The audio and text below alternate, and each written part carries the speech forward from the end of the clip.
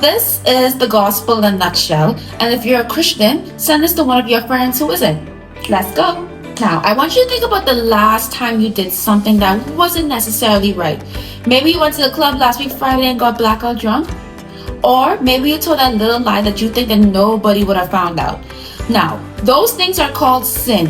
And sin is all the wrong things that we do. Now, you may be thinking, well, why should I care? Well, the thing with sin is that sin has consequences. So, for example, if you were a chronic drinker, years down the line, your liver could suffer. Or if you are always constantly lying, people will not believe what you say in the long run. Life shows us that choices matter. God is real, and He is holy, and He is just. And just like any good judge would, there will enact consequences when we break the law. So, it doesn't matter how much good you do in life. If you just commit one sin, you are guilty in the eyes of God. So think about a person who has done good deeds all of their life. They've maybe given to charity, helped out at homeless shelters.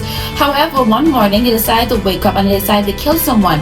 Wouldn't that person still be guilty of murder? Well, of course he would not caught, and he would go to jail and serve the sentence for what he is guilty of, no matter how much good he did in his life. Well, that's how God views sin. See, there's a very real place called hell, and it's the final judgment place for sinners.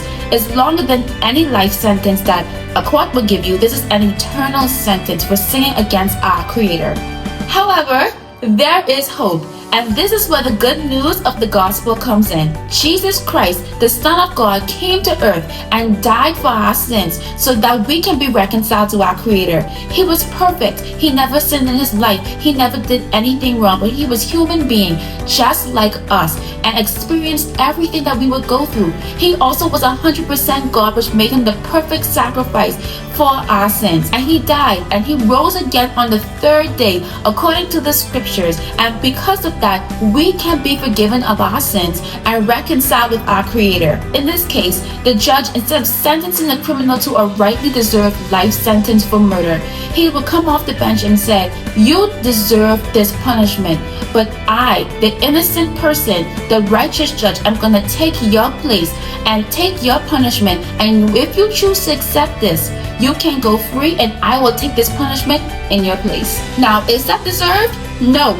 And that's where grace comes in. In fact, John 3:16 says, "For God so loved the world that He gave His only begotten Son, that whosoever believe in Him shall not perish, but have everlasting life." And you know what's the best part? The choice is ours to make. So, now you've heard the gospel. And the good thing about the gospel is that it demands a response.